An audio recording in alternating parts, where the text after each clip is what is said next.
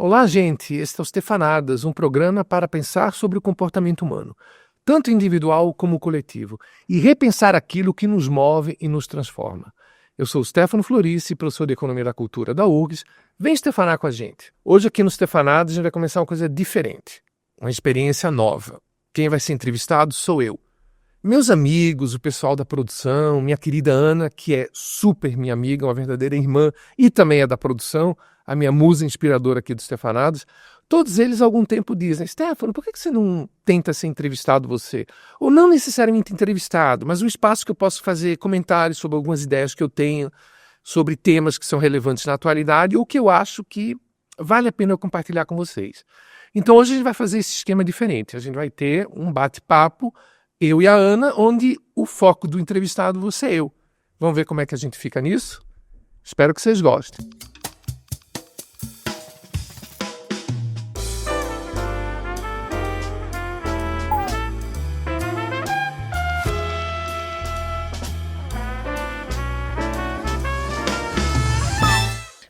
Ana, vamos lá então?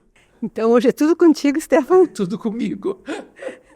Ai, eu tô adorando monopolizar. Assim, ó, é uma curiosidade que eu gostaria de te perguntar. Qual é a tua expectativa com o Papa Leão XIV? Excelente pergunta, Ana. Isso é um tema bem legal, porque a gente está aqui especificamente na semana em que o novo Papa foi escolhido, né? E por que esse tema ele é tão importante e tão interessante? Claro, tem os motivos religiosos óbvios, né? Para os católicos ou para as pessoas assim que são, digamos, mais ligadas ao aspecto, chamemos assim de formal propriamente dito da religião, que seguem, né, os rituais. E às vezes não só isso, né? A própria, digamos assim, a própria spiritual guidance, né, como se diz em inglês, o exemplo espiritual de muitos papas, como o Papa Francisco, que foi uma pessoa que foi exemplo para muita gente, inclusive não católica, né? Então, de fato, assim, discutir essa questão do Papa é uma questão importante. E muita gente tem me perguntado isso, porque Leão XIV, ele era uma pessoa pouco conhecida, não figurava, a princípio, entre os mais papáveis, né, como se diz, e americano, né? E a questão de ser americano tem um grande problema, porque a igreja sempre evitou, por questões geopolíticas, colocar um representante de uma superpotência no trono de São Pedro, né? Porque claramente daria uma sensação assim de, tipo, pô, tudo para eles, né? É uma coisa mais ou menos assim. Só que o Papa Leão XIV, eu não conhecia muito ele, mas eu me interessei um pouco por ele antes do conclave, isso que eu achei interessante. E descobri, por exemplo, que ele era um dos prediletos do Papa Francisco. Era um dos que o Papa Francisco, pelo que eu pude ler, né? Claro que essas informações são sempre, né, disse que me disse de quem disse, né?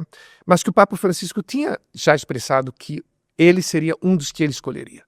Então, o Leão XIV, ele meio que tem um pouco essa...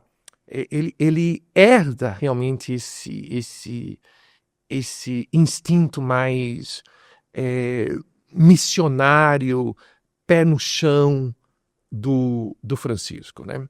Não é no bom sentido da palavra, um burocrata do Vaticano, né? É um burocrata no bom sentido, porque muitos desses burocratas são pessoas absolutamente geniais, maravilhosas, humaníssimas, mas normalmente tendem a se prender muito a mais aspectos formais, de doutrina, enquanto quem tem uma experiência missionária tem naturalmente uma questão muito de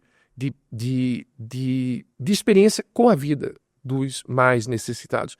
E ele tem, né, o Robert, né, como é o nome de batismo dele, ele viveu mais de 20 anos no Peru.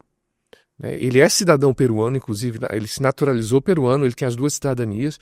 Ontem, inclusive, foi muito bonito, a presidente do Peru, eu assisti no YouTube, ela fez uma declaração de amor praticamente a ele. Ele é uma pessoa que tem, digamos assim, ele tem um quê de América Latina muito grande dentro dele, né? Então, assim, isso é uma coisa muito importante de se entender. Ele é americano, mas ele não necessariamente representa essa linha mais clássica conservadora da Igreja Católica Americana, né? Assim, a Igreja Católica Americana, a gente poderia até argumentar, ela é a mais importante e poderosa do mundo no sentido da influência que ela tem no Vaticano, é de onde vem o dinheiro. Então, o poder da Igreja Católica Americana é muito grande. E, assim, e pela minha experiência nos Estados Unidos, boa parte do catolicismo americano, ele realmente, ao contrário, por exemplo, do Brasil, onde a gente é talvez um pouco mais light, assim, eu sou católico, mas nem vou para a igreja, ou não sei mais o quê. Lá, de fato, existe uma participação dos católicos muito ativa, digamos assim, nos rituais católicos, na ida à missa, né? O que naturalmente cria um ambiente, até porque a sociedade americana é uma sociedade, como a gente vai discutir um pouco depois, ela é naturalmente um pouco mais conservadora, cria um ambiente de um catolicismo mais tradicional, né?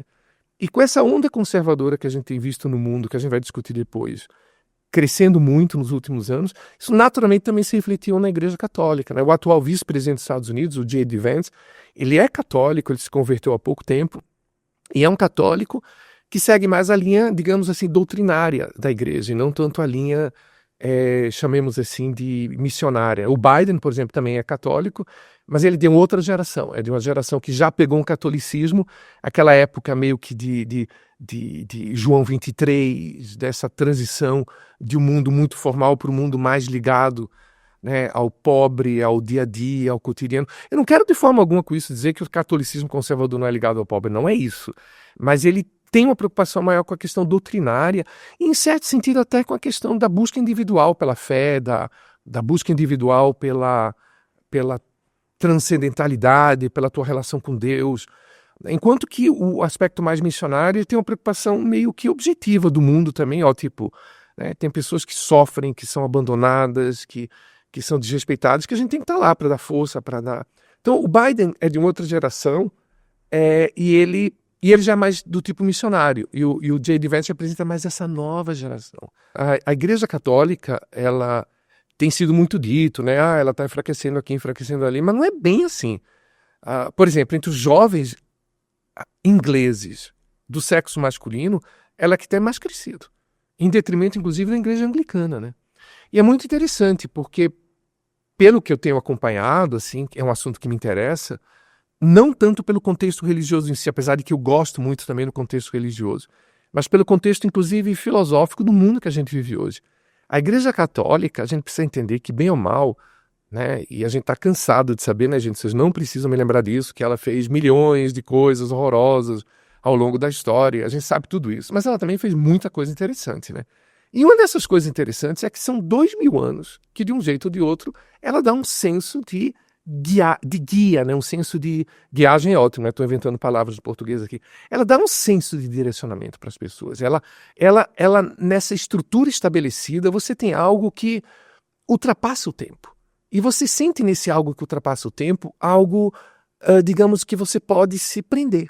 Eu achei muito interessante a explicação desse analista que estava falando, acho que foi no Economist, né? Você sabe como eu adoro me referenciar a Economist, falando sobre esse crescimento no mundo tão cheio de novidades o tempo todo, de coisas que põem em xeque a nossa vida, globalização, inteligência artificial.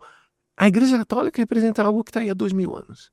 Né? De uma forma muito, na sua essência doutrinária, não vamos nem dizer doutrinária, não quero usar palavras até que eu não sou nenhum especialista, mas na sua essência filosófica, com aquela base, né? A caridade, né? O amor ao próximo. E lembre-se, gente, claro, se muitos não praticaram, a igreja é uma instituição humana, óbvio, né? Cheia de coisas horrorosas ao longo desses 2000 anos. Mas fato é que ela também sempre pregou, sempre lembrou dessas palavras fundamentais do cristianismo que para muitas pessoas servem como um conforto, né? Achei muito interessante essa análise. Então, é relativo que ela está em queda, né? Agora, o que a gente sente, Ana, eu já passo para ti, é que ela tem crescido muito no aspecto conservador dela. E lembrando, gente, quando eu falo aqui conservador, eu não estou entrando com julgamento de valores. Porque conservador, progressista. Não. Eu não estou entrando com julgamento de valores. Ambos têm qualidades, ambos têm defeitos, são né, percepções humanas. Mas uma qualidade muito grande que a questão do catolicismo conservador tem é que ele, digamos assim, ele dá uma segurança para as pessoas como, digamos assim, um manual.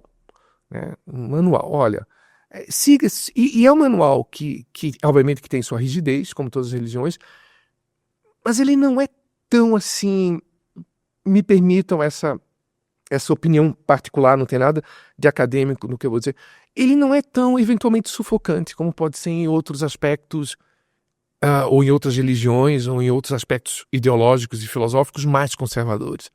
Né? Eu sempre tenho aquela sensação, sabe, eu gosto muito da presença da figura feminina no catolicismo, né, de Nossa Senhora. Eu sempre acho que essa presença feminina no catolicismo sempre cria um clima que, no fundo, mesmo nos ambientes mais conservadores, ele acaba sendo mais light, né?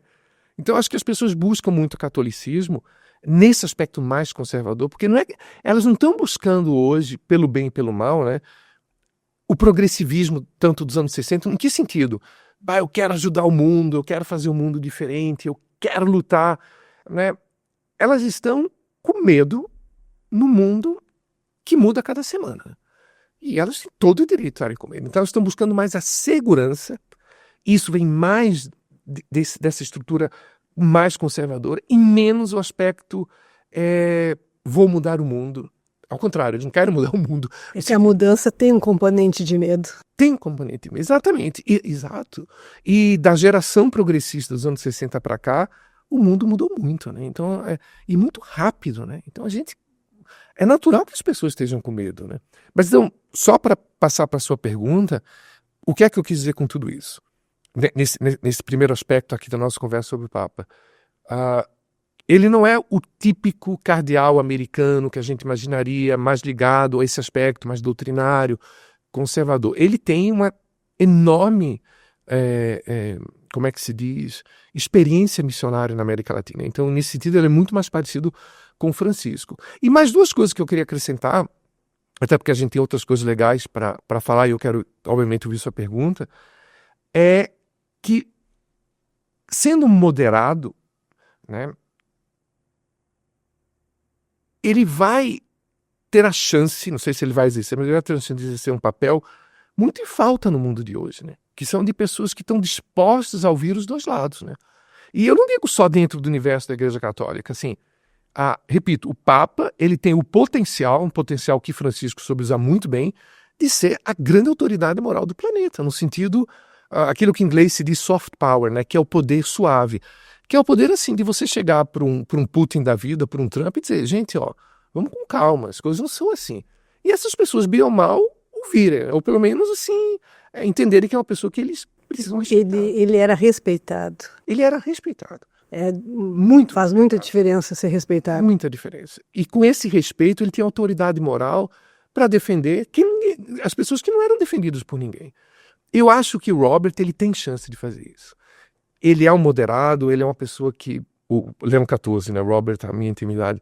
Eu acho que ele tem chance desse diálogo. E vindo dos Estados Unidos, tem uma coisa boa, que pode ser, digamos assim, um ponto de equilíbrio nesse universo um pouco, sem entrar em julgamentos de Trump ou não Trump, mas de um Estados Unidos que de uma hora para outra ficou de cabeça para baixo de tudo que ele sempre representou, pelo bem ou pelo mal, né?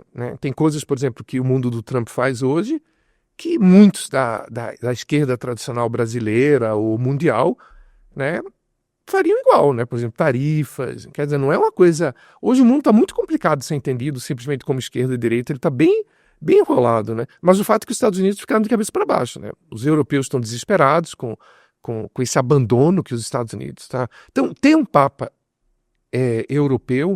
americano, pode servir também de um equilíbrio lá dentro deles, né? Porque vai ser muito mais fácil, obviamente, um Papa americano ter um papo com Trump do que, né, um Papa argentino, um Papa filipino, um Papa...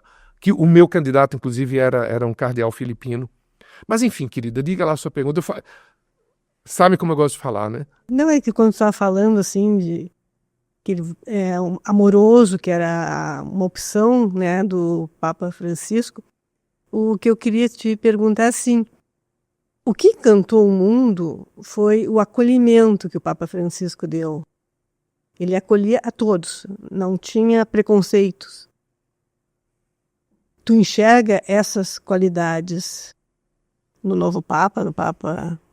Excepcional pergunta. Para variar, Ana, sempre, quando eu falei que é minha musa inspiradora, Eu também me preocupo com algumas coisas que ele falou no passado, mas assim, é preciso lembrar que Bergoglio era considerado conservador na Argentina. Isso é muito interessante. A gente conheceu o Papa Francisco, que eu acho que teve provavelmente, né, assim, um crescimento como pessoa, etc e tal. Mas ele era visto... E, de novo, gente, eu não estou querendo entrar em julgamento de valores. O Stefanadas não é um programa para ficar tomando partidos, a não ser que seja uma coisa óbvia, né? Tipo, ninguém aqui vai gostar de Hitler, né? Pelo amor de Deus. Mas, fora isso, a gente procura, né, criar um espaço para uma discussão mais das buscas que o ser humano faz como indivíduo, como sociedade, né, o comportamento humano como indivíduo, como sociedade, para poder sobreviver no mundo que é difícil e que sempre foi difícil, né? Eu estava lendo hoje um artigo no New York Times que falava sobre o Papa e que dizia assim, né, o Papa Leão XIV vai pegar um mundo muito conflitivo e cheio de problemas, e termina com a frase maravilhosa: mas ao longo de 2000 anos a Igreja Católica viu muito isso, né? Então não é nenhuma grande novidade. E aí, quando eu li isso recentemente do Bergoglio, né, do Papa Francisco, eu também me lembrei que na época tinha muito essa discussão. Ele tinha posicionamentos bem mais conservadores quando ele estava na Argentina. E ele mudou.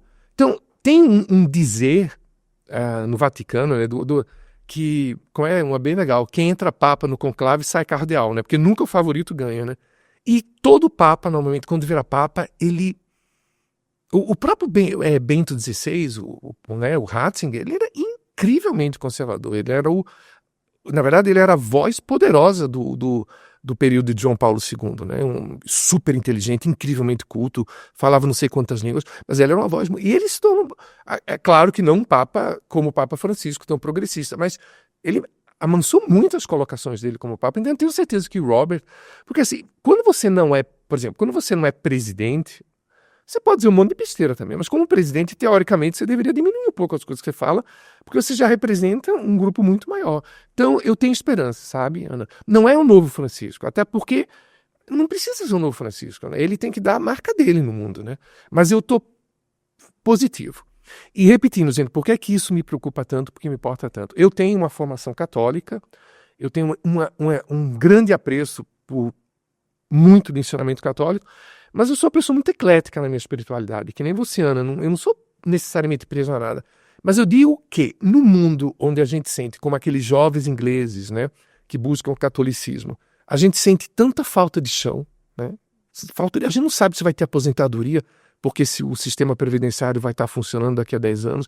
A gente não sabe o que é que vai ser do mundo com a inteligência artificial. A gente vive com medo de um conflito nuclear, de uma nova pandemia, né?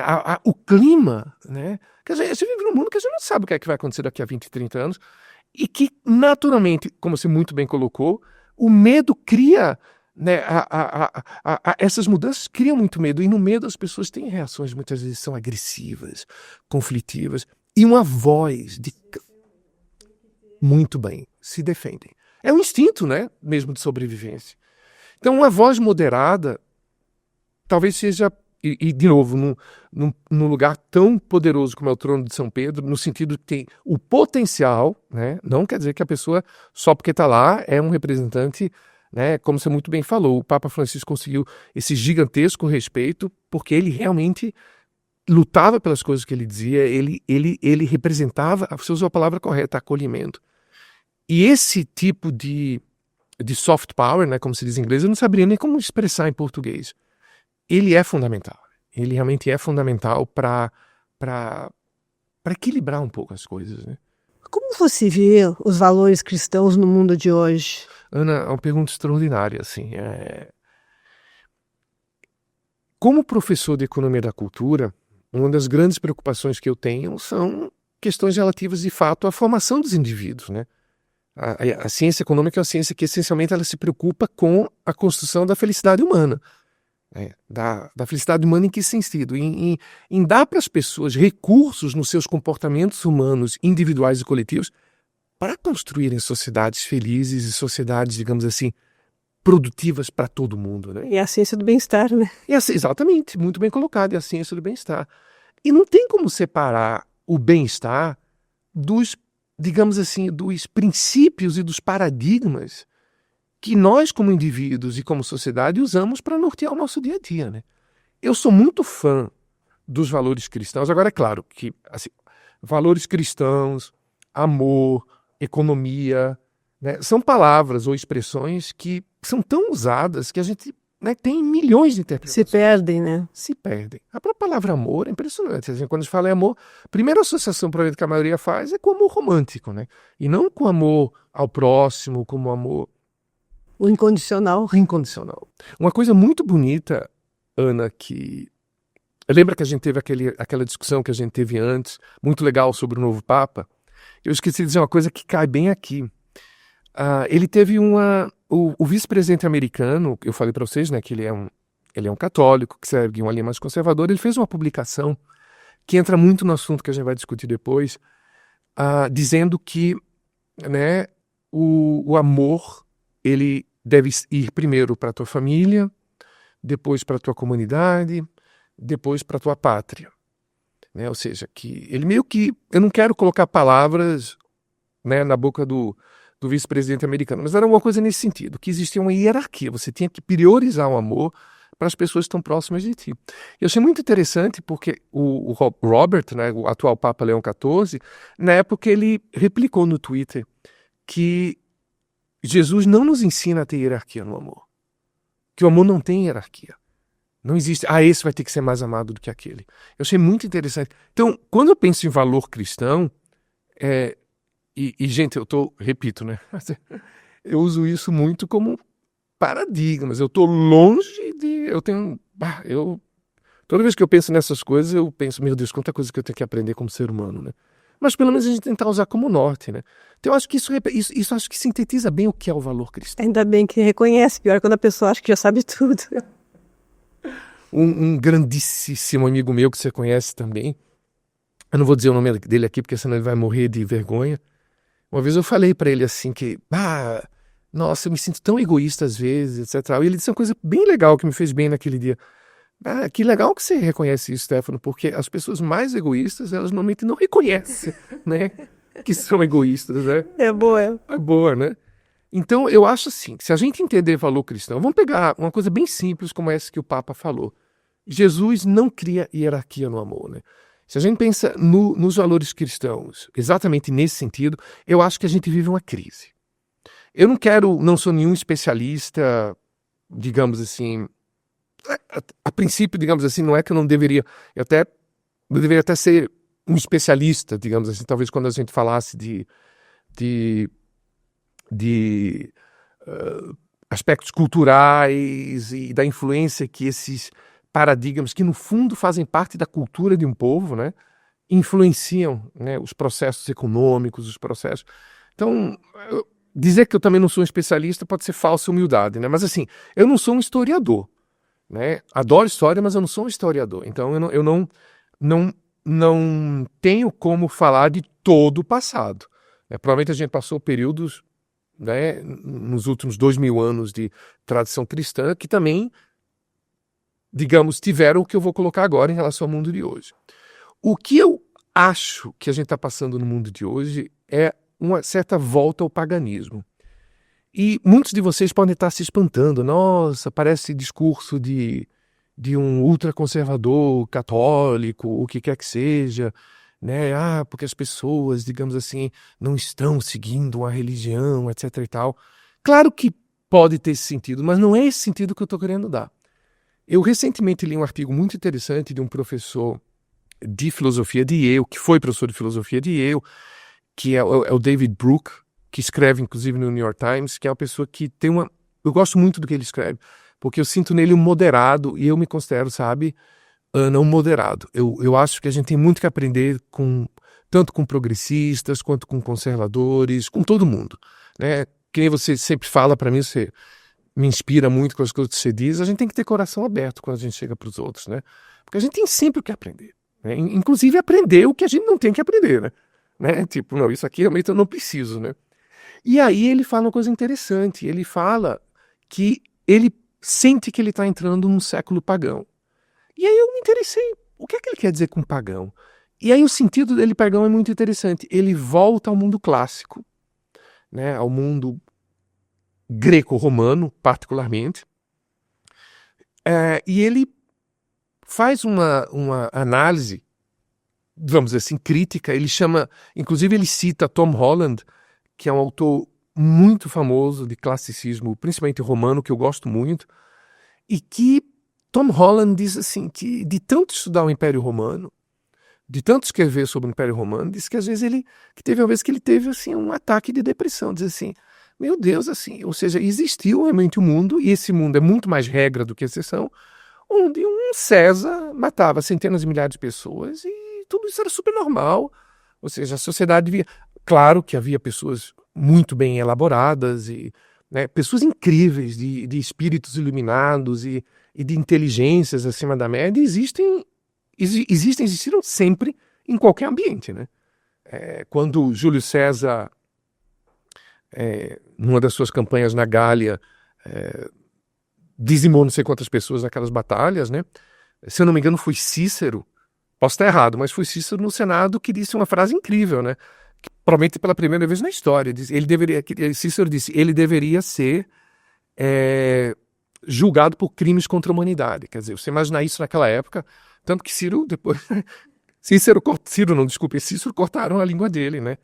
Então, claro, mas assim, como paradigma de comportamento humano individual e social, assim, Roma tinha um paradigma extremamente violento. E lembre-se que é um mundo que durou 1000 anos, né? E não é muito diferente da Grécia Antiga, né? E de, sinceramente, qualquer outra civilização antiga. Então, eu achei muito interessante que o David Brooke, né, que pega essa percepção do Tom Holland, ele diz assim, gente, a gente precisa lembrar o seguinte, que, de novo, não desmerecendo outras religiões de forma alguma, a gente está falando mesmo das qualidades do budismo, isso não tem nada a ver, eu não estou colocando o cristianismo acima ou menos de nada, eu estou falando como pessoa que nasceu e cresceu no Ocidente, a gente cresceu no mundo de paradigmas cristãos, né? Assim, o cristianismo, de fato, trouxe digamos assim, por mais que, né, as pessoas gostam muito de dizer, foi pouco aplicado. Tá, gente, foi pouco aplicado, teve um monte de monstruosidade. É óbvio, as coisas não mudam assim do dia para a noite. Né? Uma fagulha de luz, não vou dizer a luz, mas uma fagulha. Exatamente. No momento que estava uma escuridão total. Exato. Mas não posso dizer que foi uma luz. Exato. Não foi, digamos, uma luz que conseguiu livrar toda a escuridão, né? Mas é uma luz que serviu, por exemplo, como um norte, né? Assim, uma luz que nos deu pessoas como São Francisco de Assis, como deu, né? E que com certeza ajudou no dia a dia de um mundo medieval, com todas as restrições, obviamente, que a religião, com medo, né, imposição, aquela coisa toda, mas também deu para as pessoas um norte do tipo assim, ó, eu não posso matar meu vizinho e canibalizá-lo, né? Não posso. Muito provavelmente era muito mais fácil fazer isso no período de Roma do que no período medieval. E aí o que é que ele diz? O que é que ele entende como pagão? Que eu achei fantástico e que eu acho que isso mostra onde eu vejo um certo detrimento dos valores cristãos, entendido exatamente como o Papa falou, assim, o amor não tem hierarquia. O paganismo, ele é muito definido pelo culto ao macho alfa, pelo culto ao poder, pelo culto ao vitorioso, pelo culto aos mais fortes. Em certo sentido, pelo desprezo aos mais fracos, pelo descaso com quem é mais fraco. E aí pode ser o pobre, pode ser a pessoa que, né, teve algum tipo de problema de caráter físico e que, portanto, não pôde desenvolver todos os seus recursos humanos, né, como outra pessoa. Enfim, todos os que não cabem naquele ideal de vitória, naquele ideal de poder, que se você parar para pensar, né, quando a gente fala pagão, a gente se refere principalmente a Roma, e gente, assim, eu sou fascinado como filho de italianos, italiano, né, porque eu também não deixo de ser italiano, eu sou fascinado pelo Império Romano e principalmente pela República Romana, mas a gente tem que colocar os pontos nos is. Uma das características, exatamente, quando a gente fala de paganismo, a gente imediatamente se refere a Roma, era um mundo onde, né, assim, a vitória, a força, né, eram os grandes valores, né, Claro que com tudo isso vinha coisas muito legais, a sobriedade, a humildade no sentido que é uma coisa que talvez o paganismo de hoje não tenha, né? A exposição de riqueza em Roma Antiga era considerada uma breguice, né? Então havia um forte valor de civitas na sociedade romana, do tipo de você trabalhar também pela sociedade, meio como os americanos têm aquela coisa da filantropia, fiquei milionário, vou dar alguma coisa de volta para a sociedade. Tem muita coisa boa. Roma não teria sido o que foi durante 1000 anos e a base, né, de toda a nossa civilização ocidental. Meus queridos amigos gregos entendam, né? E nisso incluo, obviamente, o óbvio, a mãe de todos nós, que seria a Grécia Antiga, né? Mas era também um mundo onde, sinceramente, a fraqueza era vista como uma merda, né? Então, eu achei muito interessante, assim. Eu acho que sim, nesse sentido, eu acho que a gente está vivendo num mundo cujo paradigma de comportamento humano, individual e social, está saindo um pouco do que era tido, pelo menos como paradigma, depois se na prática se fazia ou não era outra coisa, dos valores cristãos, né, da igualdade, do amor para todos, daquilo que a gente discutia antes, né, que a gente estava antes do programa e o Ana estava nos falando, né, que se todo mundo pensasse assim, né, aquela coisa simples, eu não vou fazer com os outros que eu não gostaria que fizessem comigo, né, isso realmente está se perdendo um pouco. Em que sentido?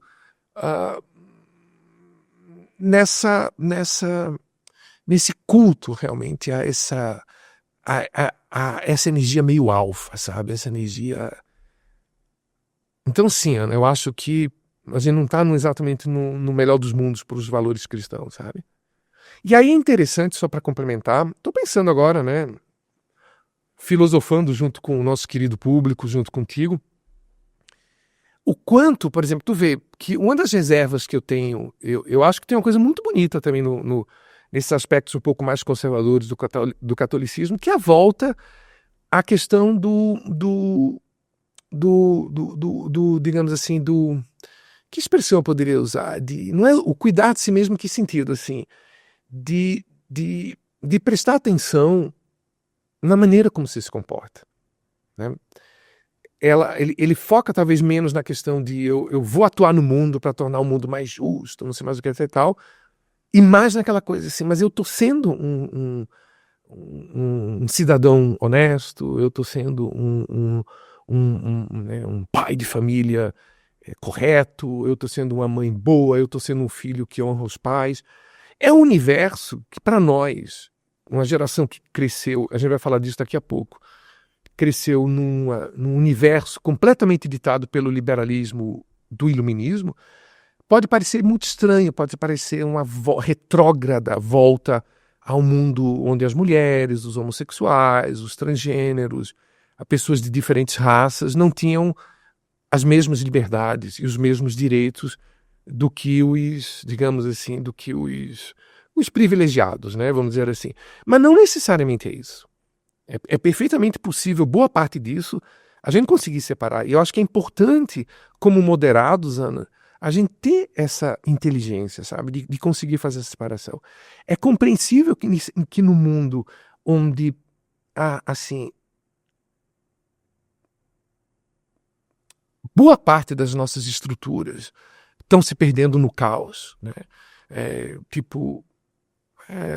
O meu emprego não existe mais, a minha aposentadoria não sei se existirá, a minha autoestima foi para o brejo, né? Assim, como a gente vive falando no nosso programa, assim, esse processo todo de globalização, de intensificação tecnológica que a gente está vivendo, né? A mudança de uma série, digamos assim, de aspectos de caráter geopolítico, né? A diminuição da democracia como um modelo interessante e o crescimento da autocracia como um modelo interessante, isso está mexendo com a vida de muitas pessoas. Então as pessoas, elas se sentem perdidas. E elas querem, aquilo que a gente falava naquele outro programa, na outra discussão que a gente teve, sobre o porquê que o catolicismo tradicional atrai as pessoas. Porque ele fornece essa âncora, né? E isso eu diria que, de um modo geral, também explica por que, digamos assim, esse universo mais, digamos, de comportamento honrado individual, né, que a gente vai falar daqui a pouco, eu não quero me ater muito a isso, tem crescido. Quando eu falo de conservadorismo, de liberalismo, né, de progressivismo, eu procuro, como cientista, tentar colocar o mínimo possível de julgamento de valores e tentar ser, no possível, objetivo. Porque eu confesso para vocês que eu tenho aprendido com tudo isso, sabe, gente? Eu venho de uma geração como a Ana, em que a gente cresceu num mundo onde os valores progressistas, né, do avanço dos direitos humanos, dos direitos das minorias, era um moto dos jovens, né? Era um moto, digamos assim, do avanço social. E é um mundo, foi um processo que deu muito para o mundo, né? De fato, muitas das liberdades que a gente tem hoje vêm daquele mundo. Então é natural que nós, assim, que crescemos nesse universo mais liberal, mais progressista, a gente encarasse, digamos assim, palavras como conservadorismo, Igreja Católica, como algo, não vou dizer perigoso, mas, né, no mínimo ter uma luz amarela acesa, alguma coisa do gênero, né? Assim, eu, graças a Deus, sempre fui uma pessoa de mente muito aberta, extremamente curioso, e sempre me considerei um moderado, né? E os estudos que eu tenho feito sobre isso têm me mostrado muitas coisas interessantes e algumas que eu quero compartilhar com você aqui agora, com vocês. Mas a primeira delas era exatamente essa, que eu tento minimizar o julgamento de valor, eu tento ser o mais objetivo possível e tenho aprendido muito com todos os aspectos, inclusive com os aspectos conservadores desse processo todo, né? Tendo dito isso, eu vou ser levemente, talvez, professoral nessa discussão, porque eu acho que é importante. Eu acho que é importante a gente, né, pelo menos entre a gente, eu, tu, nossos ouvintes, a gente tentar colocar alguns pontos nos is. Qualquer discussão de caráter econômico, social, político, ela pode ter vários níveis, né? O nível de bar, o nível de conversa dentro do táxi, né? O nível de discussão dentro da família, né? O nível político, o nível, digamos assim, propagandístico, muitas vezes, inclusive, digamos assim, o nível consultoria empresarial, né? Eu confesso e falo humildemente, talvez até me proteja atrás dos meus títulos, né? Eu tento fazer uma discussão um pouco mais de caráter acadêmico, né? Ou seja, longe das mesmices extremamente superficiais, muitas vezes vulgares, que as pessoas utilizam nessas discussões em âmbitos um pouco mais populares e principalmente dos preconceitos raivosos que existem nessas discussões, né? Olha só, para responder essa sua pergunta, eu vou rapidamente dar para vocês uma contextualização de algumas coisas interessantes que eu tenho aprendido nessa minha jornada, né? Lendo particularmente alguns pensadores muito influentes da atualidade, principalmente de universidades americanas, que têm uma influência muito forte, digamos assim, no pensamento desse novo conservadorismo nacionalista que tem ressurgido no mundo, né? São pessoas extremamente sofisticadas, muito elaboradas, são professores de grandes universidades americanas, então não são exatamente o cara que está conversando no bar com a cachaça na frente, né? Ou o político que está falando, desculpem a expressão, besteira um para o outro, como infelizmente a gente vive no mundo, e isso é uma coisa que eu realmente sinto muito falta, né? Quando você vê lá, se você pegar no YouTube, Ana, e ver lá, põe lá, debate entre o presidente Jimmy Carter e o presidente Ronald Reagan, que tinham visões absolutamente diferentes do mundo. É uma elegância, é um respeito, é uma coisa impressionante. E você vê hoje, realmente dá pena. Isso realmente eu digo, gente, dá pena, porque a classe política no mundo de hoje, que eu acho que é refletindo a sociedade, você não pode acusar a classe política, ela reflete a sociedade. Ela está altamente infantilizada. Aquela coisa do se eu tenho razão, você não tem, não existe um meio termo, enfim. Tá. Então eu tento fugir um pouco disso. Então, o que é que eu vi que eu achei muito interessante? Nós vivemos numa época, e nós crescemos numa época, o período pós-Segunda Guerra Mundial, que todo o ensino da ciência política, da economia, da sociologia, ela foi, de uma forma maior ou de uma forma menor, eu vou deixar de lado a matriz talvez um pouco mais marxista, né? Não é uma área que eu domine, não é a minha praia, né? Não é algo que eu também simpatize muito, nesse sentido extremo, né? Eu acho que tem contribuições boas, como todas, mas a gente também pode dizer que ela também é um pouco fruto do, digamos assim, do pensamento iluminista racionalista. Eu vou me conter com aquela que é de fato a grande herdeira do pensamento iluminista racionalista, que é o pensamento liberal progressista.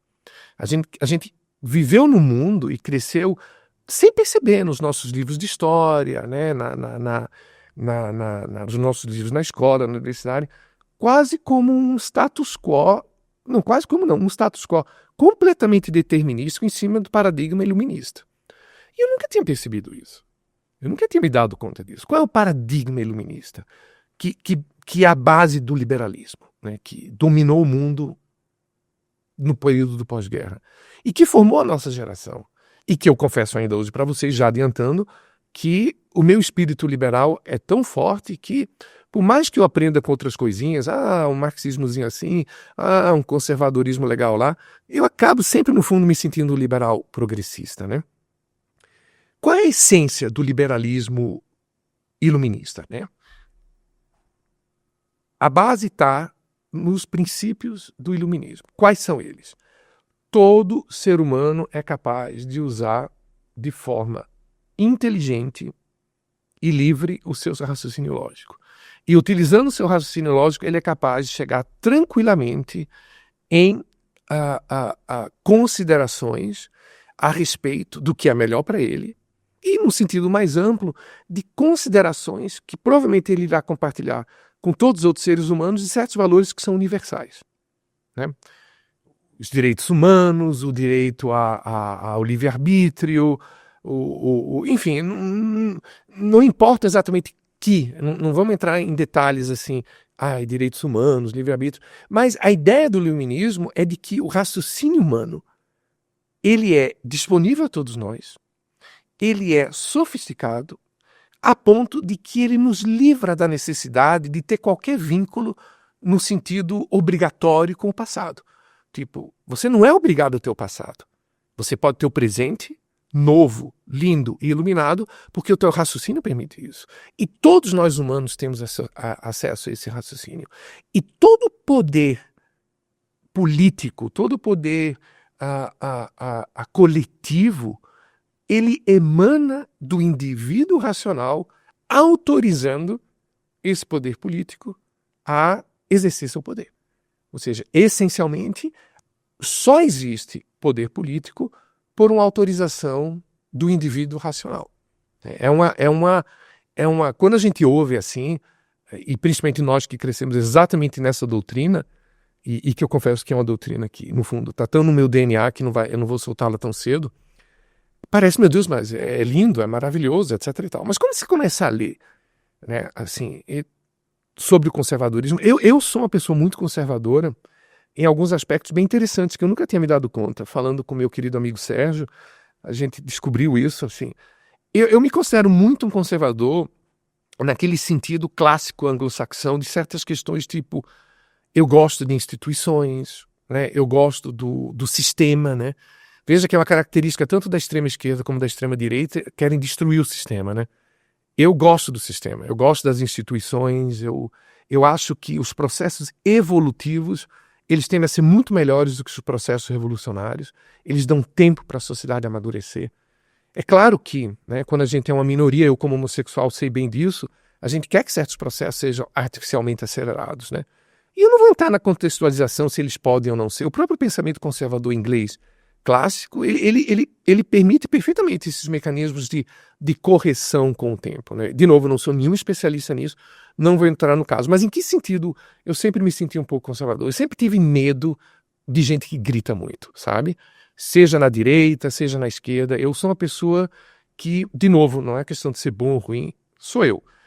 Eu olho para as coisas no sentido mais evolutivo do que revolucionário. Só que, assim, esse tipo de conservadorismo, na verdade, é um conservadorismo ainda liberal. Em que sentido? Ele se baseia também na ideia de que o ser humano, ele é absolutamente racional, todo ser humano tem acesso a essa racionalidade e ele pode perfeitamente tomar decisões do que são melhores para ele mesmo, né? O que um conservadorismo um pouquinho mais fundo, né, que, de novo, pelas minhas leituras e dentro da minha amorosa ignorância, o que eu percebo? Quando se aprofunda um pouco isso, ele ainda é sedutor. Em que sentido? O iluminismo, ele jogou muito para o alto o empiricismo. Então, o pensamento conservador, ele se baseia muito na ideia do empiricismo. E é muito interessante, porque quando você pega a revolução científica que Descartes fez, né, onde que inclusive não deixa de ser uma consequência do Renascimento, que é um dos temas que a gente um dia vai falar no nosso programa. O que é que Descartes fez? Descartes partiu exatamente desse princípio. Nós somos inteligentes e podemos, a partir da nossa inteligência, ter uma clareza do que é melhor para a gente e deduzir o mundo que a gente quer. Isso foi imediatamente descartado nas ciências naturais, porque você não pode partir de algo que você deseja, normativo, e impor para o mundo. Tanto que o empiricismo newtoniano rapidamente voltou para as ciências naturais. Mas nas ciências humanas é interessante. Essa filosofia iluminista, ela se manteve presente até hoje. Ou seja, a gente pode partir de um dedutivismo do que é o ideal e moldar a sociedade a partir desse, que é o que a Revolução Francesa quis fazer. E essa grande discussão entre o liberalismo e o conservadorismo explodiu com a Revolução Francesa. Assim, havia um grande medo no Reino Unido de que a invasão francesa atravessasse o Canal da Mancha. E nos Estados Unidos, que acabavam de se tornar nação, essa discussão foi fantástica, porque ela foi fundamental para a formação da Constituição Americana de 1787, que foi a Constituição conservadora no sentido inglês. Mas em que sentido? Parte dos pais da pátria americana, como Thomas Jefferson, defendiam o estilo revolucionário francês. Defendiam o fim da ideia de um poder executivo forte. Defendiam, como defendiam os revolucionários franceses, uma assembleia que reuniria todos os poderes do legislativo, do executivo e do judiciário. E o que é que os conservadores diziam? Não. Nós temos uma enorme tradição inglesa, a chamada Common Law, que funcionou durante séculos na sociedade inglesa, que garante a divisão dos poderes, um legislativo independente do executivo, o executivo forte, que possa tomar ações, mas que responda ao legislativo, e um judiciário independente que...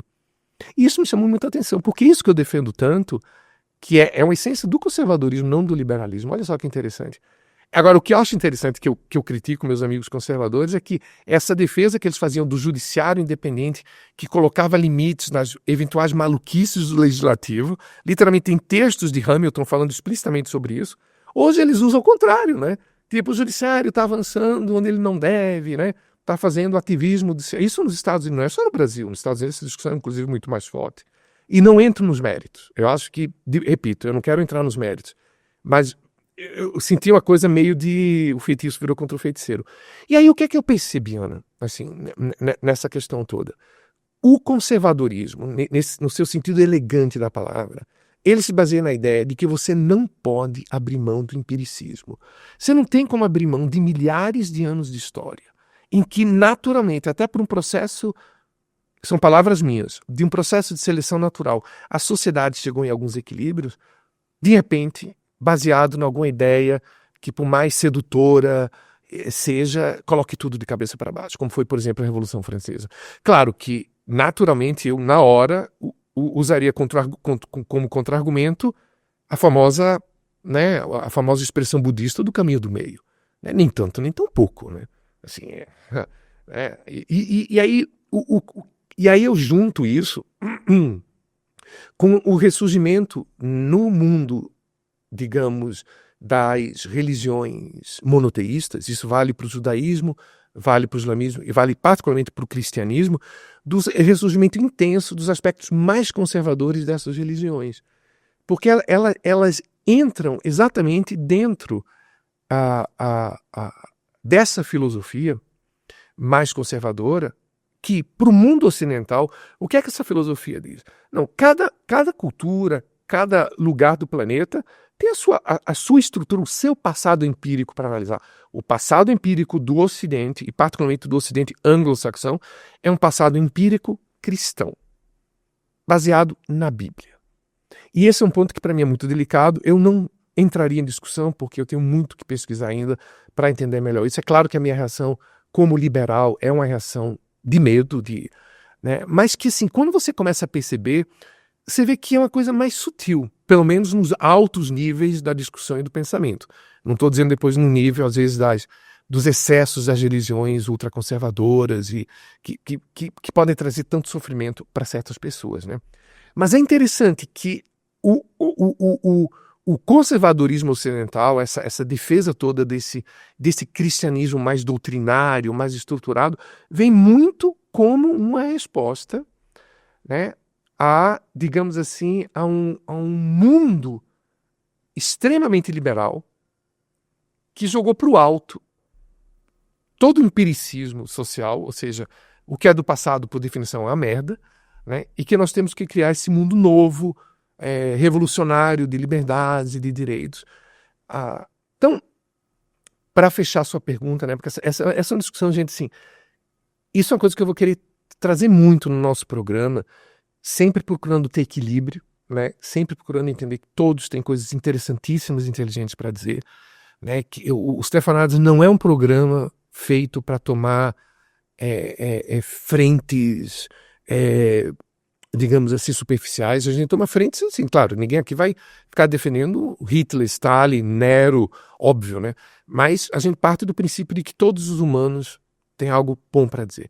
E como o nosso foco é o comportamento humano, tanto no sentido do crescimento individual, como no sentido da nossa organização social, é muito importante que a gente traga essas discussões, porque, Ana, eu vou te dizer uma coisa. Não só para o mundo, mas para o Brasil, inclusive, essa discussão está no cerne do mundo que a gente vai ter nas próximas décadas. Porque realmente a gente está vivendo um retrocesso do liberalismo e um avanço do conservadorismo. E a gente precisa encontrar uma maneira de equilibrar esse processo, não como uma coisa negativa, mas como uma coisa positiva de mais um passo que a sociedade dá no seu aprendizado. Porque pode ser sim que é inegável que a gente vive no mundo hoje, que, diga-se passagem, é fruto desse mundo liberal, que tem enormes questões de peso social, né? Os suicídios, as drogas, né?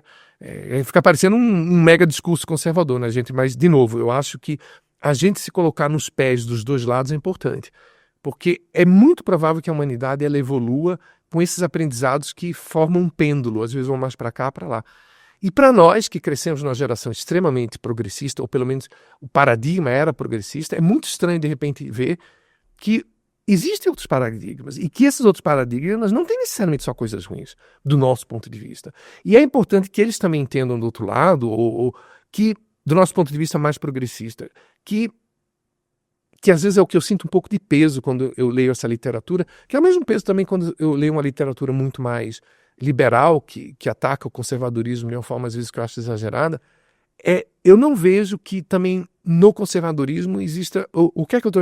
Às vezes existe uma sede muito grande, sabe, do tipo, quando você passa muito tempo sem ter alguma coisa, você, eu quero ter demais isso, sabe? Então, como é que eu vejo o Brasil nisso? Eu vejo o Brasil nisso de uma forma muito particular. Eu acho que nós somos uma sociedade que tem uma característica incrível. Nós temos um DNA de tolerância. Nós temos um DNA de diversidade. Stefan Zweig, que foi um grande escritor austríaco, que vendeu milhões de cópias na sua época, entre o período entre guerras e um pouco antes da Primeira Guerra Mundial, que nasceu numa família muito aristocrática não, rica judaica em Viena, e viu a Viena dele desaparecer com a Primeira Guerra Mundial, viu a Europa dele ser tomada pelo nazismo, e viu a possibilidade de que o mundo inteiro caísse nessa escuridão, e ele se exilou no Brasil. E ele se suicidou com a esposa dele em Petrópolis, porque ele, em 1942, é uma pena, né? Porque ele não viu a destruição do nazismo, né? Ele achava que aquilo ia dominar o mundo. E ele se apaixonou pelo Brasil. Ele se apaixonou pela mistura racial. Lembre-se, na época do Estado Novo, onde não eram exatamente esses valores que eram definidos pelo Estado Novo. E eu acho que o Brasil, com sua tolerância, com sua diversidade, ele tem uma enorme contribuição para dar. O que eu tenho um pouco de medo é que certas importações, um pouco exageradas, algumas coisas excessivamente conservadoras na religiosidade, algumas coisas, digamos assim, eu não quero entrar em muitos detalhes agora, gente, né, não quero me estender muito, mas eu acho que tem alguns pontos que eu acho que a gente precisa cuidar do nosso patrimônio comportamental humano, porque por muitos isso é visto como uma coisa negativa. Ou seja, algo que é tão bonito na nossa cultura, na nossa sociedade, a tolerância, a diversidade, por muitos hoje. E entre certos espectros mais radicais, principalmente religiosos, esses aspectos são vistos como negativos. E essas coisas, na minha opinião, têm sido muito importadas de outros lugares. Agora, então, tu usaste uma palavra-chave quando tu estava respondendo, que adorei tudo que tu falaste. Só assim, ficou aquele gostinho de quero mais. E a palavra-chave, para mim, o coração do que tu falaste é o equilíbrio. O equilíbrio. O O equilíbrio. equilíbrio. Se existir o equilíbrio, nós temos tudo para dar certo, né? Porque tem uma mistura assim muito bacana no Brasil. Respeito, equilíbrio, acho que é a palavra-chave. Eu não tenho dúvida. Eu acho que a gente teve um dos nossos programas, né? Foi com o meu querido Ralph, que é o meu personal trainer. Ele disse uma coisa muito bonita no final. Quando a gente faz aquela tradicional pergunta que a gente faz para todo mundo, né? Também encerrando aqui a nossa participação hoje. O que é que você acha que a gente poderia fazer para um mundo mais amoroso? Ele falou mais diálogo, André. E de fato precisa mais diálogo, porque eu sinto, é incrível, um lado não... E eu estou falando até nas esferas mais elaboradas, né? Não nas esferas simplesmente populares, assim. Então eu espero com isso, gente, que com essas discussõezinhas legais que a gente teve hoje, o Papa, né, os valores cristãos, o avanço do conservadorismo, temas muito complicados, delicados, né?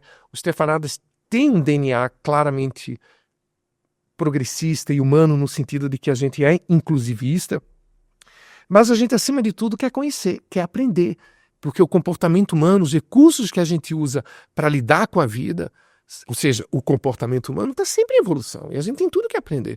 Então eu tenho gostado muito de mergulhar nesse mundo, digamos assim, que parece proibitivo para o lado mais progressista, que é esse mundo do conservadorismo, porque eu tenho gostado, porque eu tenho aprendido e porque eu vejo, isso é o principal, que tem muito espaço para o diálogo. Muito espaço para o diálogo, sabe? Então, gente, espero que vocês tenham gostado desse nosso formato. Agradeço muito minha musa aqui, inspiradora, Ana Helena. Vamos repetir. Vamos repetir mais vezes com temas os mais diversificados. Eu tenho muitas perguntas para fazer. Olha só. Eu tô louco para responder. Então, deixo um beijo bem grande para vocês e até a próxima.